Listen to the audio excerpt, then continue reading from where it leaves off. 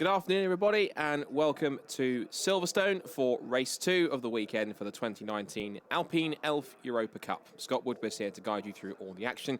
And what's been a pretty action-packed weekend overall here at Silverstone, with the likes of International GT Open, with Euro Formula Open, and indeed GT Open Cup. But we round off the weekend here with our second Alpine Elf Europa Cup race. And yesterday morning, we kicked off race number 1, which saw a lot of eventful goings on, particularly for the man who starts on pole, Julien Neveu, because he was battling for the front-running positions and then got a tap from Mike Parisi, which not only saw Neveu pushed down to the bottom of the field, but also would see the retirement of Mike Parisi, who starts back in 8th for this first race.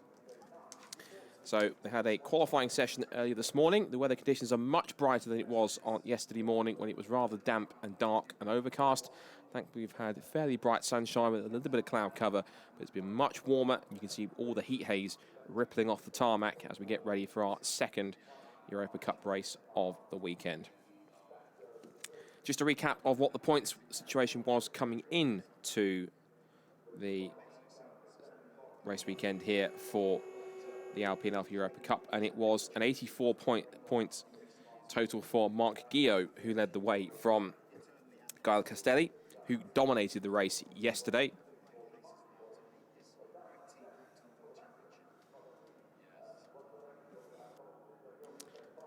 And so here is the circuit info for Silverstone. 5.9 kilometres here in Great Britain, the home of British motorsport. And track temperature is 17 degrees centigrade, or track temperature 26 degrees centigrade. Air temperature is 17 degrees centigrade, and humidity has now gone down into the 40s. So once again, good afternoon, everybody. Scott Woodward is here to guide you through all the action for this second race of the weekend of the 2019 Alpine Elf Europa Cup for Silverstone. Here's the grid from qualifying this morning. So Julien Neveu will start on pole position with Laurent Hergon, who finished the podium yesterday in second place. Yesterday's race winner, Gael Castelli, will start on third on the grid. Jean-Baptiste Meyer in fourth. Mathieu Herrera and Jan Zimmer on row 3 for Marc Guillot and Mike Parisi, who retired yesterday after damage after contact with Julien Neveu. Nicolas Milan and Mathieu Blaise rounding up the top 10 from Vincent Beltoise and Stéphane Oreicombe, then Marc Sylvestre and Matt Pryor, who's in the guest car this weekend, and Philippe Bourgeois and Stéphane Prou round out the 16-car grid. So as we mentioned, coming to the weekend, it was an 84-point total for Marc Guillot from yesterday's race winner, Gael Castelli, with Mathieu Herrera in third place with 62 points. Jean-Baptiste Meyer had 56 points from Mike Parisi in 53, Vincent Beltoise with 36, then Jan Zimmer, Laurent Hergon, Nicolas Milan, and Antoine Miquel, who's not here this weekend. And the Alpine A110 Cup car is quite a bit of kit. It only weighs 1,050 kilograms, but it does put out around about 260-270 horsepower. And the chassis itself, in terms of the bare chassis, is incredibly light as well. It's about, I think, roughly 250 kilograms. So it makes these cars very light. And when you watch them corner, they call it pretty level and flat for effectively what is small little mini GT cars.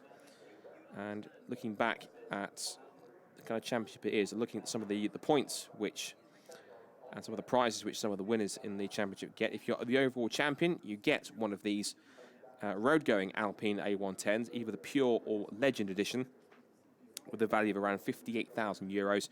And you also get a test session in the new GT4 Alpine A110. If you're the gentleman champion, of which there are a few drivers in that contest, they get a test session in the Alpine GT4 as well, plus 10,000 euros. And if you win the junior ranking, you get the biggest prize of them all, arguably, which is a test in the LMP2 Signatech Alpine Le Mans prototype, which is quite big, especially for any budding young drivers wishing to make their way up into endurance racing. So the cars make their way off the grid onto the formation lap, and Julien Neveu is in the white car from pole position. The black and turquoise car will be Laurent Hergon. Gael Castelli's car is the bright yellow car from third position. Jean-Baptiste Meyer is one of a couple of blue cars in fourth position. There they are. Watch for Mathieu Herrera in the white and orange machine.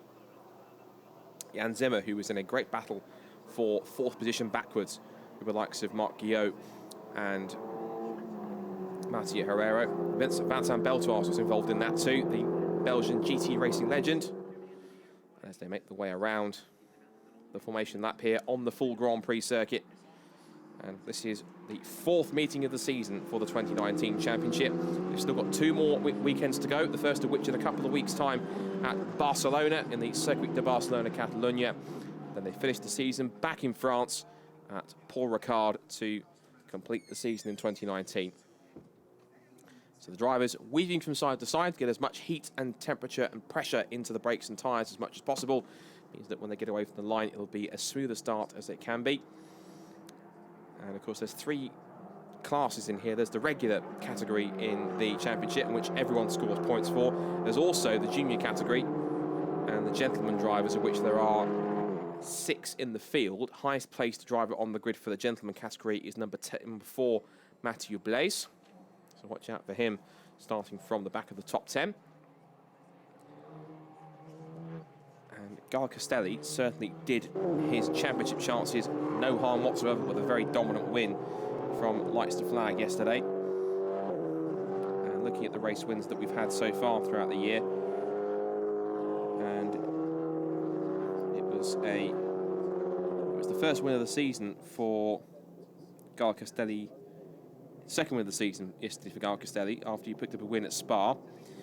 Marc Guillot, who starts back in 7th place, who leads the standings, has had a win in the second race at Spa. Mattia Herrero has had 2 wins, one at Nogaro at the start of the season and one in the second race at Hockenheim in Germany. Mike Parisi has also been a race winner, but he took a win at Nogaro, and Jean-Baptiste Meyer has had a win at Hockenheim too. So some varied race wins across the season, but other drivers who haven't achieved one yet. Julien Neveu, of course, hasn't done so. And Julien currently sits 12th in the standings. He has had a 3rd place at Nogaro, but then since then he's had some very mixed results up and down the field. So hopefully with the pace he set in qualifying and with slightly warmer temperatures, it might possibly benefit him towards the end of the race.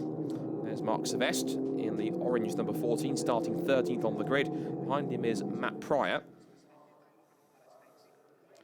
And it will be a 2x2 rolling start once the Alpine A110 road car peels off into the pit lane. And so everyone will form up in almost Noah's Ark formation, 2x2. And pole position is on driver's right, so it'll be Julien Neveu on the screen, on your left, looking at him, in the white number 74 and the black and turquoise car of Laurent Hergon. Watch for Gal Castelli, who starts in car 15 in the yellow Alpine on the inside of row 2. Jean-Baptiste Meyer will want to try and get a good start too. And also keep an eye on Mathieu Herrera, Jan Zimmer, Marc Guillot, and also Mike Parisi, looking to redeem himself after his escapade yesterday.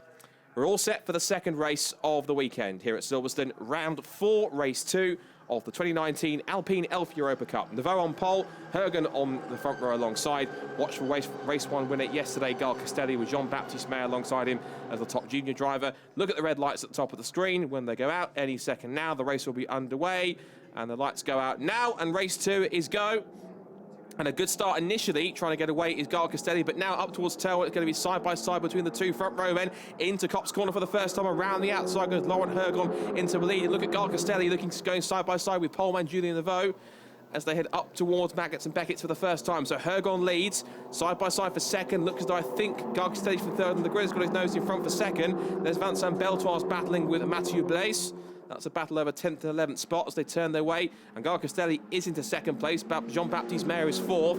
Mathieu Herrera is 5th. And I think possibly Mike Parisi is already up to 6th or 7th position. So we'll watch out his progress as they head down the hangar straight. And already Gal Castelli is wasting no time. Here he goes to the outside of Laurent Hergon on the run down towards Stowe Corner. You can pass on the outside and Gal Castelli is going for it. Hergon stands his ground on the inside line, but it may not be too late. Round the outside goes Gal Castelli. He's got the inside line for the next corner at Vale, up the inside into the left-hander, and just like that, despite the best efforts of Hergon, he is into the lead. So Gal Castelli leads, Hergon second, and then it's Julien Neveu in 3rd place from Jean-Baptiste Meyer. There's car number 9, Philippe Bourgeois towards the back of the field.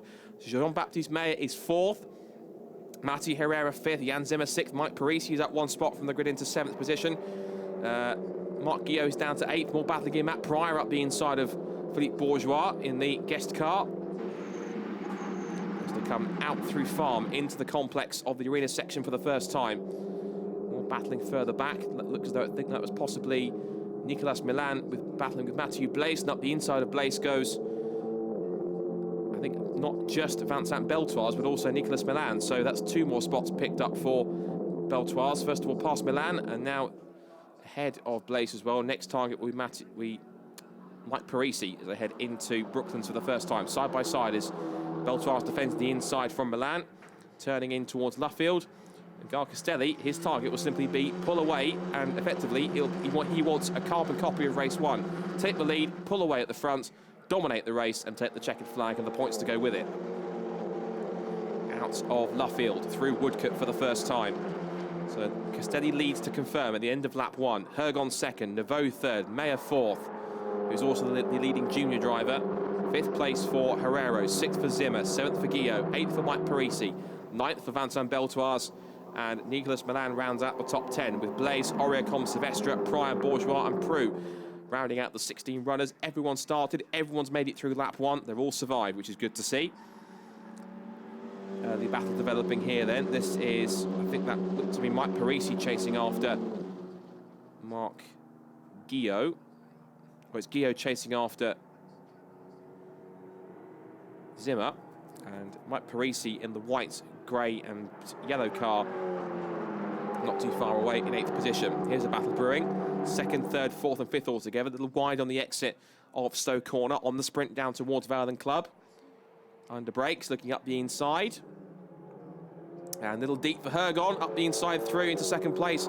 Goes Julien Neveu, little sideways tweak there from Jean-Baptiste Meyer. Through goes Mathieu Herrero to take the junior lead, and up the inside also goes Jan Zimmer. He runs wide over the curbs. That'll be track limits, and also coming to play now could be Marc Guillot in the yellow car, number 21. Watch for him just behind Jan Zimmer. He may make it 3 abreast into Abbey Corner. That was never going to work. And now Baptiste Meyer in one fell swoop. He's down from 4th down to around about 6th or 7th position. Here comes to the outside Marc Guillot to make the move. Mike Parisi also watches on in the 64 car in 8th position. Thankfully, he's kept his front bumper after the first race, after he managed to snag it on the rear of Julien Neveu. There's some bits and pieces of debris sort of flying around on the exit of the circuit, maybe from some of the earlier races we saw in International GT Open. But there is Gal Castelli doing exactly what he did in race 1. Take the lead and run away with it up the road, as Julien Neveu in a much better fortune this time by with 2nd place. And he would love to get a good result to crown what's been a very mixed weekend for him so far. Out through Luffield.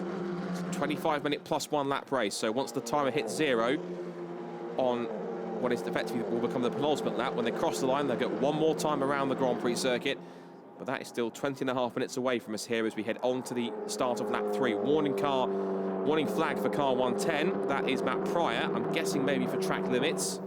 If there was any contact, it may have come up on the replay already, but he's had a warning not to stray over the track limits one too many times. Biggest mover so far in the race has been both Gal Castelli from 3rd to 1st, and also Vincent Beltoise from 11th up to 9th. And everyone else has only lost or gained 1 place. The biggest loser is Jean-Baptiste Meyer, because he lost 2 spots down from 4th to 6th. So the lead gap is now 1.9 seconds between Castelli and Neveu. Hergon keeping tabs in 3rd place. Here goes with a flash of the headlight Jean-Baptiste Meyer looking down the outside of Jan Zimmer, looking for the undercut on the exit of Stowe. The classic distraction technique didn't work this time, so he will sit back and try and find another opportunity to get through into the complex at Vale. Castelli trying to scamper away as quickly as possible, but 2nd place downwards is nicely packed together, so should make a nice close duel here for the podium places, and indeed those in the top 5 and top 10.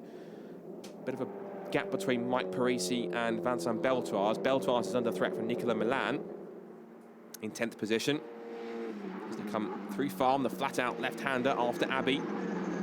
This is the start of the new arena complex, which came in a few years ago. And of course, this is the first few corners usually when they use the Grand Prix layout with the wing complex, but we're using the old-school National Heritage pits, where Copse Corner is the first corner, as it had been in the past. Exiting the left-hander at Aintree, down towards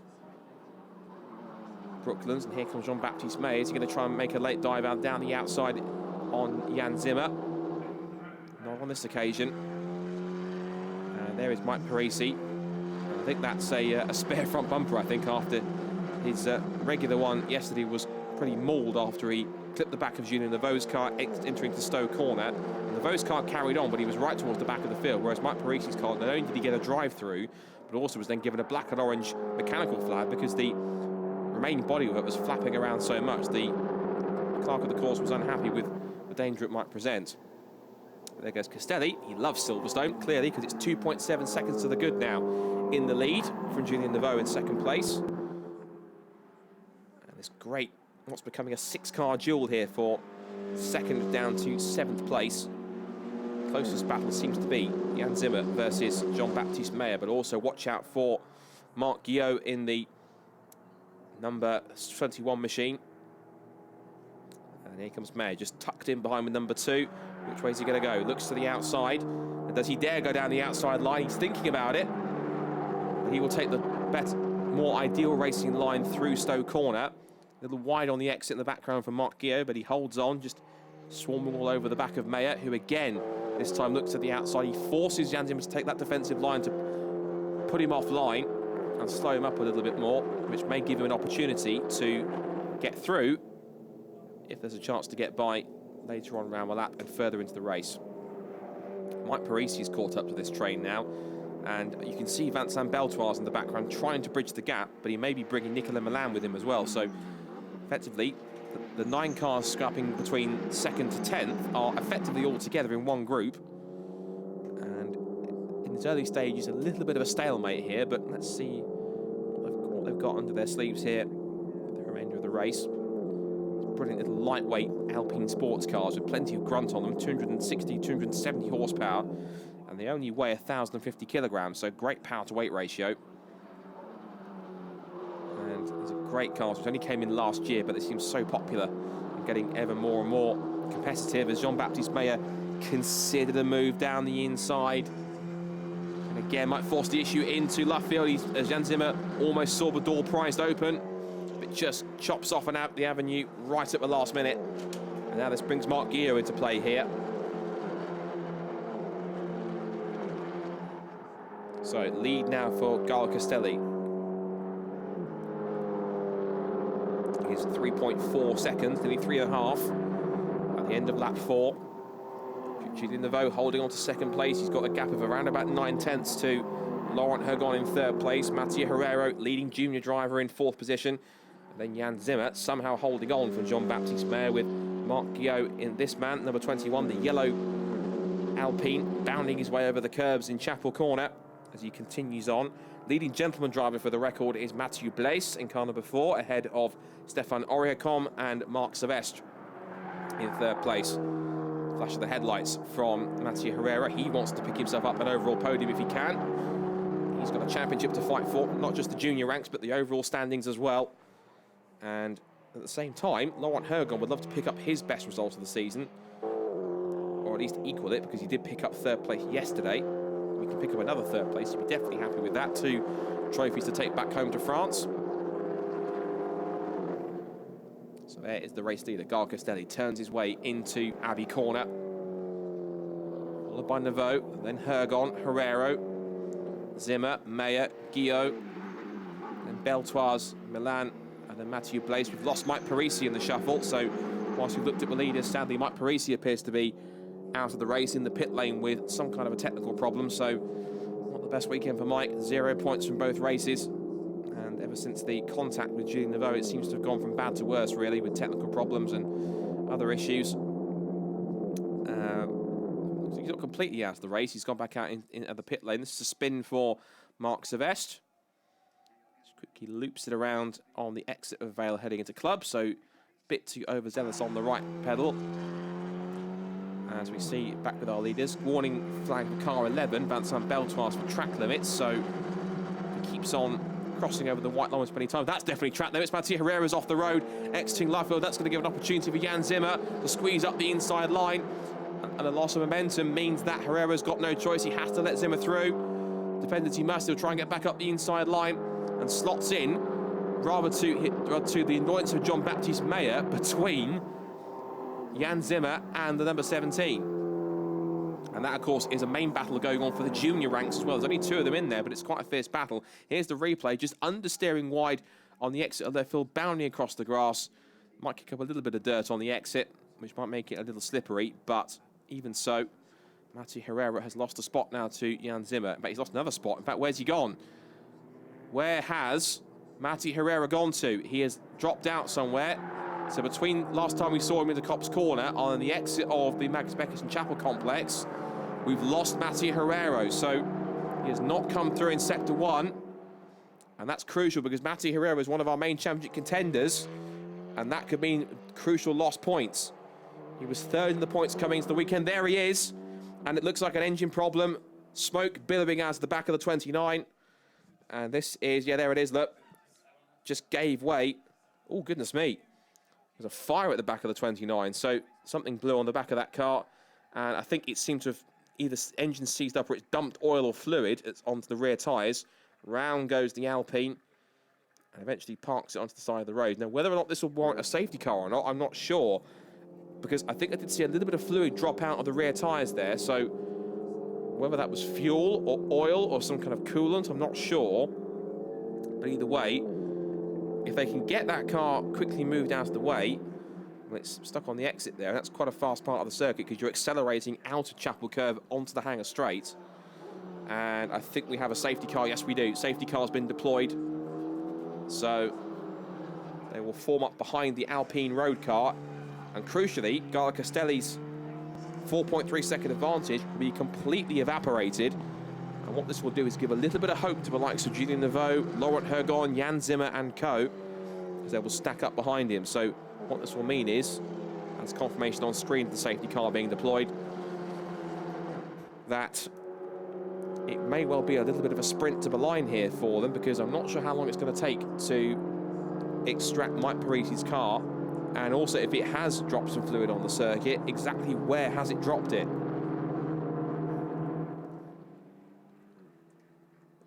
We know, of course, it's within Magnus Beckerson Chapel, pretty much this sort of complex, as the BMW safety car picks up the leader, Gael Castelli. Just to take stock of where we are then, with 11 minutes to go plus 1 lap, Gael Castelli leads the way from Julien Neveu in 2nd place, Laurent Hergon in 3rd. Jan Zimmer 4th, Jean-Baptiste Meyer 5th. And that is our gentleman contest leader, Mathieu Blaise, in 9th position. And there, I'm afraid, is the stranded car of Mati Herrera, just still smouldering a little bit after its little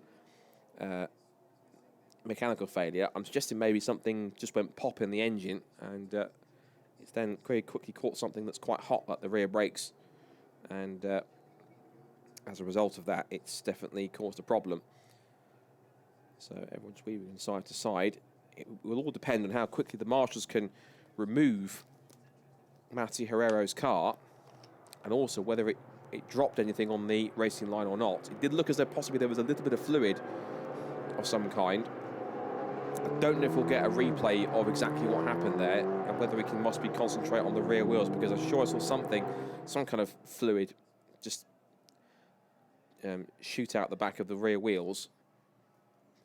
But whether that was just a bit of dust or some sparks or something else that gave the illusion of fluid, I'm not sure. So less than 10 minutes to go plus 1 lap in this 2nd Alpine Elf Europa Cup race of the weekend. And again, Castelli's advantage has been reduced to nothing. So Julien Neveu, looking at the last lap times, I mean, the fastest lap for Gael Castelli, who has the fastest lap of the race anyway, set back on lap 3, 2 minutes 12.408, and that lap time is at least 6 or 7 tenths quicker than anyone else so far in the order, as the field weaves from side to side to keep the tyres and brakes as warm as possible in that optimal operating range, to make sure that when they get on the restart, they've got the most amount of grip available. There's Vincent Beltoise ahead of Nicolas Milan. The orange windscreen numbers will designate the gentleman drivers.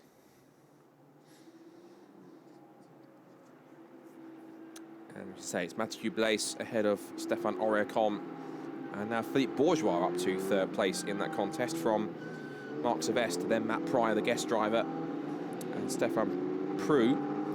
And Mike Parisi, who did pit, but he's on the same lead lap as the leaders. This might benefit him a little bit because he's now pretty much gained back all the time which he lost from heading into the pit lane, whatever the issue was. So he is now back on track and will stack up behind the 5 of Stefan Prou. I imagine he won't stay there for long, as the spectators, who are hard enough to stay here all day and support the weekend and check out the Alpine Elf Europa Cup, are certainly hopefully getting a good run. Now the marshals have finally hooked up Herrera's car to a snatch vehicle, and they'll be extricating it from the scene. It doesn't look like it's tailing any fluid out of it, because you'd see a trail of fluid out of the car as it's going backwards, but thankfully it looks as though it was maybe just a spark of flame or something which looked like fluid. But in any case, it looked as though hopefully we can get racing underway next time by, because the Matthew Herrero car will be cleared way before the time they get back to the line the next time around, not this time, but it's too late to restart the race this time because they're still just finishing off moving Matthew Herrero's car to a safe location.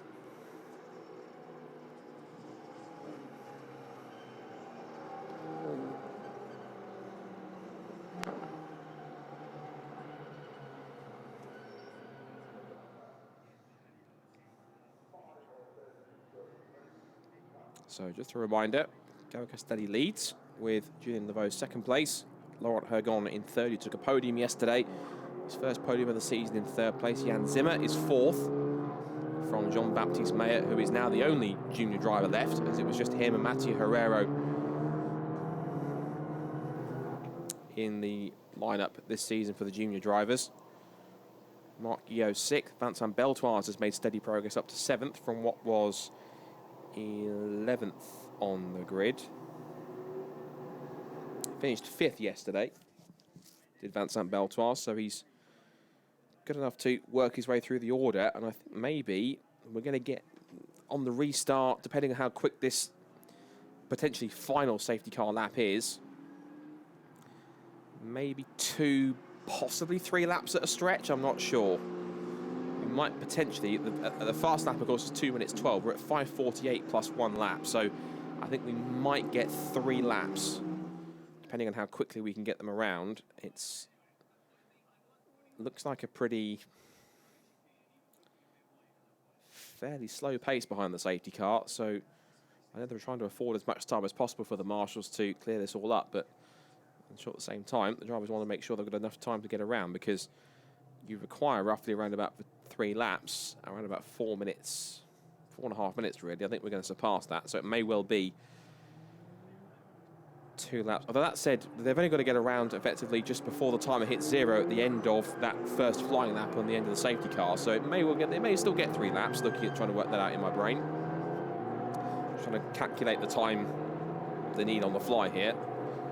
So I reckon, looking at the time, they'll probably get 3 laps for Gare Castelli to build up that lead advantage once more. But Julien Levaux, who, remember, his race took a quick nosedive after he was nerfed in the rear up towards Stowe by Mike Parisi under braking, and that saw him tumble down the order. He did make some overtaking manoeuvres in the latter part of the race in the closing stages, but was only really good enough to end up in 13th place by the time the checkered flag came out.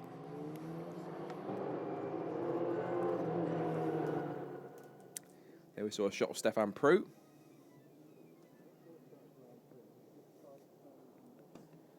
As the sun starts to hang a little lower in the sky this afternoon here at Silverstone. As we say, it's been a much brighter day today compared to yesterday, when it started off very damp and very humid, but also temperatures are quite low in the low 10s, about roughly 13 degrees or so. So track temperatures were quite low, but as the sun started to come out and the tracks had more and more rubber laid down on it, it seems to have gone as it could be. Now, no signal yet that the safety car is in this lap just yet. Still saying safety car deployed. I would have imagined that if it was going to come in, it would have stated it on the screen, on my timing screen already, but I fear that maybe, unless we get a signal in a second, and that's the safety car is in this lap. There we go. So it's just popped up on the timing screen. So the lights are out, which means that Guy Castelli, he now effectively, if he can bunch them up, becomes the safety car. He has to decide when he wants to go. But for a safety car restart, he's actually not really bunching everyone up here because everyone's still fairly spread out. So I think he's a bit too keen to get racing underway here. I'll be honest, I'm not sure how many safety car restarts he's done in the past, but it's a little bit too spread out for a regular safety car restart. He's gone already. I don't think the safety car's even gone into the pit lane yet, so this will be very close if he does get past without passing it. So the race gets back underway. 2 minutes 40 left on the clock, plus 1 lap. So they will get 3 laps here as the race gets back underway. And Guy Castelli immediately hits the front into turn 1. Neveu second, Hergon third, Zimmer fourth, and Jean-Baptiste May looking very impatient in 5th position, flashing the headlights on car number 17.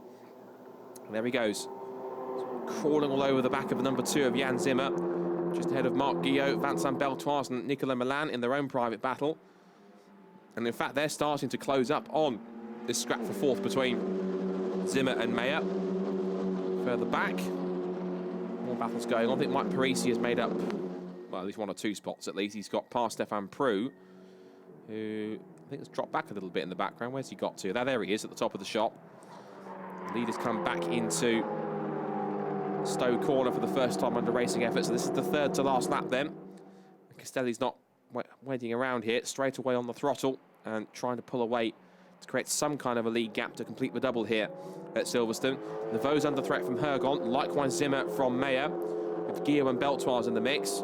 There we see Stéphane Oriacom, who is now leading the gentleman category. He's passed Mathieu Blaise into the lead of that class, into 9th place. And Mike Parisi has got past Matt Pryor. As we see here, that's Marc Silvestre trying to put a move on Philippe Bourgeois into the right-hander at Abbey, past the new Grand Prix pits. Little wiggle there in the middle of the apex from Jean-Baptiste Mayer, as Guillot starts to line him up to a possible move to take 6th position. They turn their way out of Aintree and onto the Long Wellington Straight. A couple of cars there we see that with Guillot and Mayer going a little bit wide, possibly extending track limits a bit too much, but watch with bated breath. And Mayer goes defensive as here comes Guillot. He might find his way blocked on the outside line as Zimmer goes across to take the inside line for the apex. Guillot tries to force the issue, go around the outside, but again, Mayer covers the inside line for the next corner at Luffield. And Guillot's momentum is gone for a moment and he has to sit back in 6th position. And this now starts to bring both Vincent Beltoise, that car there, the white, blue and orange car, into play. Now they've crossed the line with 25 seconds or so left to go, so they will get 2 more laps, including the one they've started. And already on the restart, Castelli has pulled out a 1.4, almost 1.5 second lead. So he's got the pace advantage clearly. Neveu in 2nd, Hergon 3rd, Zimmer, Mayer, Guillot, Beltoise, and then Milan. That's the top 8, and they really have pulled away from the rest of the pack because the gentleman racers are literally in a race of their own behind them. Stéphane Oriacom leads that contest with Mathieu Blaise 10th. Then it's Silvestre, Mike Parisi who's recovering. And again, the flash of the headlights from Jean-Baptiste May. He's really keen to get past. Just towing up to the back of a number 2, looking back to the outside line. But again, Zimmer is comfortable going defensive. The clock has hit 0 already, so they will complete this lap and do 1 more. Guy Castelli looks relatively comfortable so far. Into Vale and Club. And Beltoise was under attack there from Nicolas Milan, as they turn out of the double apex right-hander of Club down the Grand Prix pit straight back towards Abbey. And there is the race leader, Guy Castelli, looking for his double race victory this weekend. It won't be the dominant gap that he had yesterday due to the safety car, as Neveu was a very wide run through Farm Curb, but managed to get it anchored up for the next corner at the Village. And this might give Laurent Hergon a chance to start to close in. Still no movement either between Jan Zimmer and Jean-Baptiste May. But if they're going to make these moves, they're going to have to do it now because they've only got just a lap and a bit to go here in this second Elp. I can't I can't speak, it's been a long day. Alpine Elf Europa Cup, race number 2. Another flash of the headlights and a dive under braking from Jean-Baptiste Mayer as he works away at the wheel of a number 17 car. And back into Laffield, monstering the rear of Jan Zimmer as they come out of the right-hander. They'll come across the start and finish line to start the last lap of the race.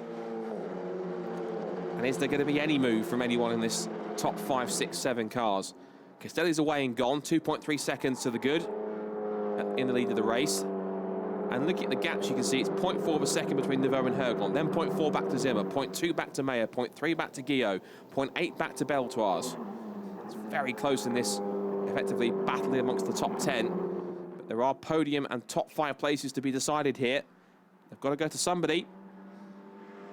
As Marc Guillot continues to apply the pressure as he hustles the number 21 car through Chapel Corner. And now onto the back straight. Is anyone going to be brave enough to possibly take a move into Stowe Corner? The closest one might well be Jean-Baptiste Mayer as Guy Castelli. Nice and smooth through Stowe Corner. Nice and level and flat for that car as it swung through Stowe Corner. A little wide from Neveu in the background. 2nd to 6th, they're all together. Neveu's trying to break away. Mayer looks to the outside lines to try and close in under braking. Zimmer tries to hold on, but it only just stacks up Mayer as he gets backed into Guillot at this point in time, 5th and 6th. There's about half a lap to go now. As again, the flash of the headlights from this time Jan Zimmer on the back of Laurent Hergon. He wants him to get a move on and possibly try and pick up a podium place in the last few corners. He's looking pretty close and pretty racy. Is he going to make a dive? Here he goes. But just doesn't get himself alongside quick enough. He won't do it, I don't think, here into a loop.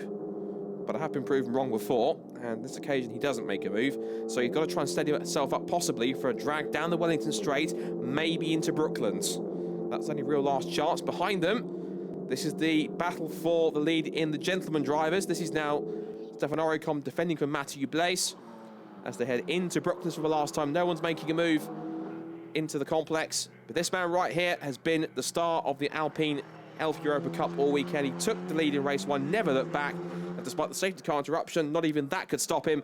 As he heads to the checkered flag, it'll be Guy Castelli. He owns Silverstone this weekend. It is a double victory for the Frenchman.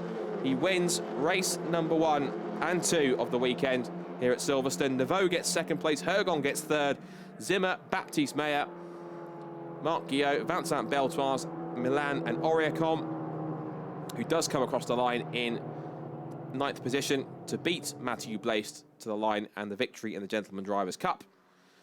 And they're celebrating a very hard-fought victory is Guy Castelli, and that will do his championship chances no harm whatsoever. 2 strong victories. That will certainly put him in good stead for the penultimate rounds coming up in a couple of weeks' time at the Circuit de Barcelona Catalunya in Spain. And strong results for Julien Neveu. That makes up for the disappointment of yesterday with a 2nd place finish. Although he's disappeared from shot somewhere, so he's either on a very slow down lap or had a problem and stopped on the slow down lap somewhere, but he's disappeared unless he's driven off up the road. Jan Zimmer came close to a podium, but had to settle for 4th place. Jean-Baptiste Mayer, 5th place, but he does also finish as the only junior driver left because we lost Mathieu Herrera with some kind of mechanical issue that took him out of the race up at Chapel Curve. And here's your result. Guy Castelli wins with Neveu 2nd and Laurent Hergon 3rd. The Swiss driver Zimmer 4th, Jean-Baptiste Mayer 5th. And it's also winning the junior category. 6th for Marc Guillot, 7th for Vincent Beltoise, Nicolas Milan 8th. Stefan Oriacom holds off Mathieu Blaise for the gentleman driver's honours. Mike Parisi, after running fairly high, drops back in 11th after he had to pit with problems. Marc Zavest, Matt Pryor and Stefan Prou, with Philippe Bourgeois out of the race, as well as Matteo Herrero. Fastest lap of the race also went to Guy Castelli, 2 minutes 12.408. So the drivers will make their way around to the pit lane. And if you want to know more about this championship, you can, of course, there's 2 different places you can go to. There's alpinecars.com. You can head down to the motorsport section. You can find all the information about this one. There is also a dedicated website as well for the championship. Head to alpineelfeuropacup.com. and you can find out all the information on the ever-increasingly popular Europa Cup. It started last year. It seems to be just growing in popularity now with great little sports cars that produced fantastic one-make racing. And there's still 2 weekends to decide the title, and this weekend may have certainly have blown the title wide open. No points to Matthew Herrera in the second race. And of course, the champion will get themselves their very own Alpine A110 road car. And at the moment, it may well look as though it's going to be down to the wire between Jean-Baptiste Meyer and Mathieu Herrero for who wins that coveted LMP2 Signatech Alpine test. And as for the gentleman drivers, I'll see if I can check the points on those coming into the weekend. Coming into the weekend, if I can find them on my information. Who was the top one? I think it was going to be Mathieu Blaise. I think it is. Yeah, Mathieu Blaise was the top gentleman driver. So if he wins that, he'll get himself his very own Alpine A110 test drive in the GT4 car. Plus, I believe, also 10,000 euros for his troubles. Here are the top three stopping under the podium. And there, of course, in the middle will be a very happy double winner, Gael Castelli. A double thumbs up. Double thumbs up for 2 wins. Pretty pleased with that, and why not? So, promo photos all around. A couple of celebratory hugs. That is, I'm sure, Julien Neveu, who will be very happy with that second place finish, and Laurent Hergon third. Right, there is Julien Neveu, just pulling in, so I wonder where he got to, but he must have dropped it back a little bit on the... Thanks. But very, very happy Gael Castelli, who rounds off a very successful trip to the UK with 2 very strong wins at Silverstone. Julien Neveu, that is a man who looks very relieved after what was a very tricky day yesterday. Second place from pole, and some very happy team members as well. And Jean-Baptiste Meyer, he's happy for him as well. They're good friends and good comrades in the championship.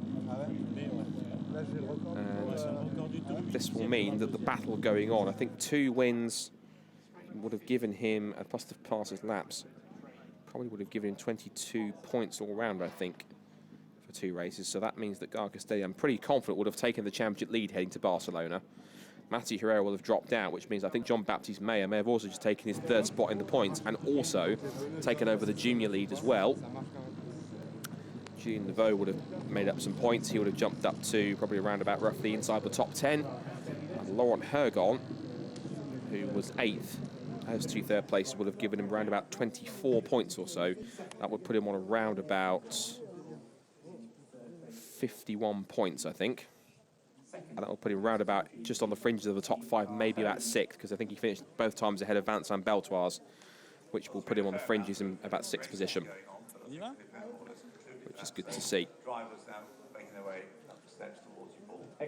So I think they'll be heading towards the podium shortly, and I believe we hopefully will be able to get the podium celebration in before we round off our live stream for this weekend. And for those who have watched this weekend for the Alpine Alpha Europa Cup, thank you very much for tuning in and supporting the championship. And we will hopefully see you at the next rounds coming up in just a couple of weeks' time. Only the 20th to the 22nd of September is when they're next out, with a short trip across from the UK to Spain. And that will be, for most of these cars, simply just across the border from France into Spain, and the trip down to Barcelona before they go back to home soil for these cars. Paul Ricard finishes off the season in several weeks' time, and then we will certainly crown our overall junior and gentleman champions.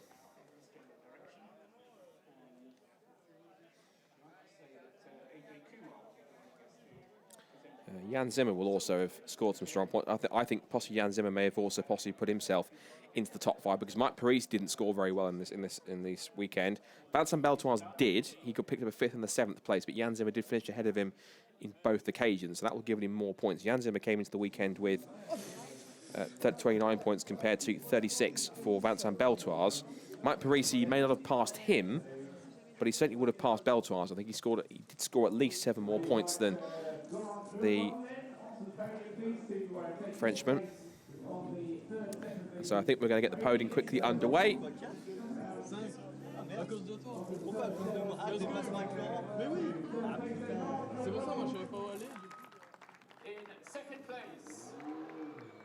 So Laurent Hergon, third place on the podium as he jumps up after his second podium of the season and of the weekend. Julien Leveau with a very popular second place. I think he's happy about that. And completing the double for the weekend, Gael Castelli. That will certainly do his championship chances no harm at all. And I think that may have even given him the championship lead heading to the next rounds at Barcelona. So now I believe we might even get the national anthem for the winning driver, the national anthem of France.